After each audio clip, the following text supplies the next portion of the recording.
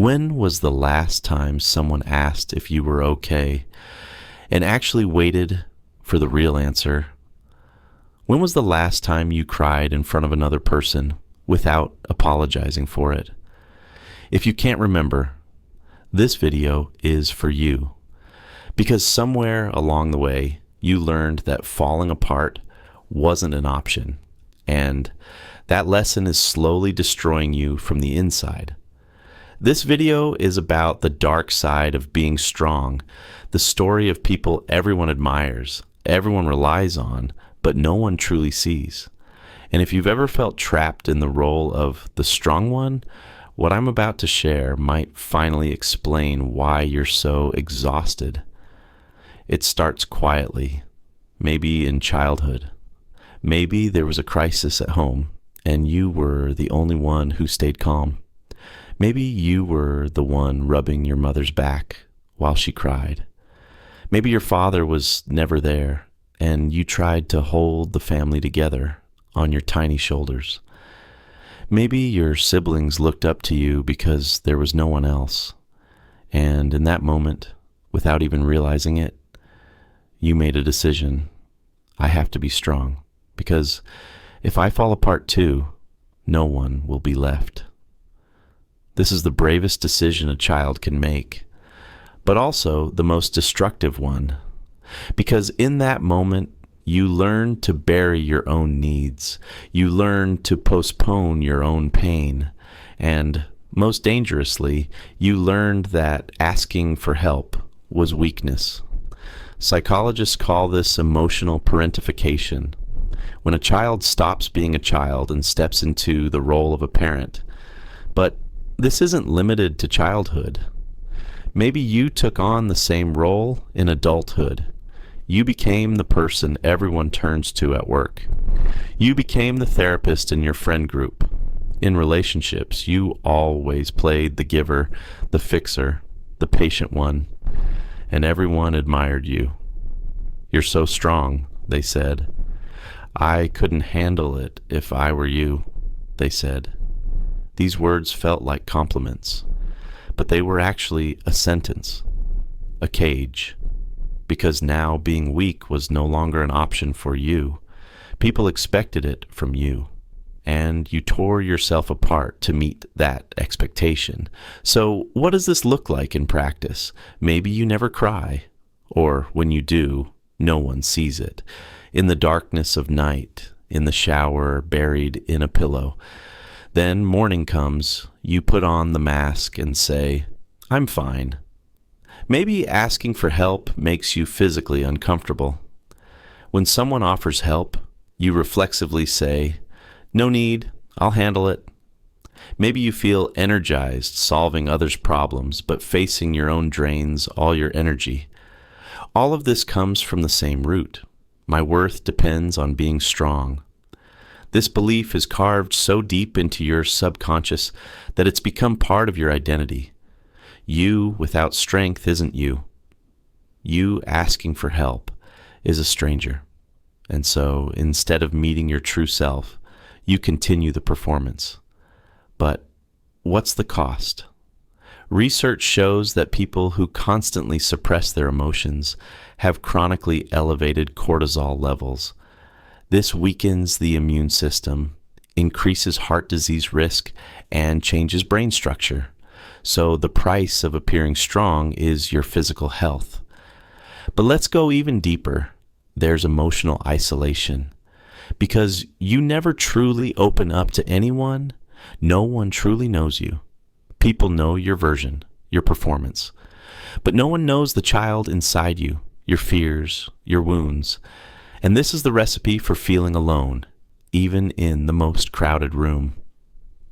Psychologist Brené Brown puts it this way: true connection is only possible when we dare to be seen. But being seen requires not perfection, but vulnerability. And here's where the paradox of being strong emerges. Being strong appears to protect you, but actually it isolates you because no one can get past the wall. No one can reach the real you, and you spend all your energy maintaining that wall. There's also this. Strong people rarely receive help because no one offers it to them. Everyone says they'll handle it. Everyone says they don't need me. And so the people who need the most support become the people who receive the least. This is a vicious cycle. The stronger you appear, the less help you receive. The less help you receive, the more you feel you have to appear strong. And this cycle continues until one day it breaks. Burnout, panic attacks, depression, relationship collapses. These are how strong people break down. Silent, sudden, devastating. So where does this pattern come from? Mostly from childhood, but not just from big traumas. Sometimes from very subtle messages. Maybe when you cried, you heard, "Boys don't cry." Maybe when you were sad, you heard, "Stop exaggerating." Maybe when you expressed your feelings, you were ignored. And so you learned, "My emotions don't matter. My emotions are dangerous. My emotions don't make me lovable. They make me a burden." These messages create internalized shame, a deep belief that weakness is shameful. And to escape this shame, you never take off the strong mask. But here's a secret for you. Strength isn't emotionlessness. Strength isn't just endurance. Real strength is being able to be vulnerable. Real strength is being able to ask for help. Real strength is being able to say, "I'm struggling too." Carl Jung says, "What illuminates the darkness is not one who thinks of light, but one who makes the darkness conscious." So ignoring your shadow doesn't make you strong. Facing your shadow does. So how do you break this cycle? The first step is acknowledging the exhaustion beneath the mask. Be honest with yourself. How long have you been playing this role? Is this role making you happy or just keeping you safe? These aren't the same thing. The second step is understanding that asking for help isn't weakness. Think about it. When someone asks you for help, do you see them as weak? Probably not. You respect them. You appreciate their courage. So why don't you show yourself the same compassion? The third step is starting with small vulnerabilities. You don't have to open up everything at once. Share something small with someone you trust. Say, "I had a hard day today." Say, "I need some support." And see that the world doesn't collapse.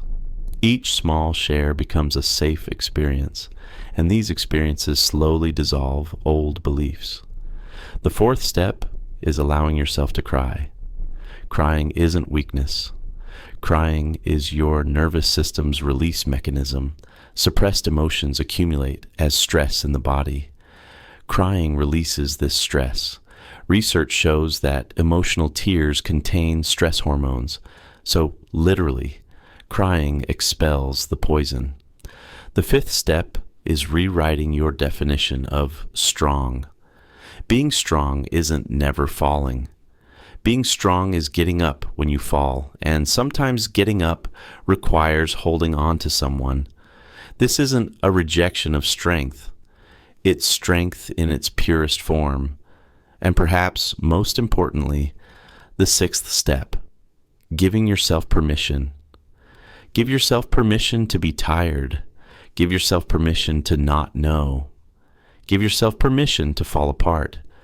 Because falling apart is the beginning of coming back together. And this time, you can come together not just for others, but for yourself too.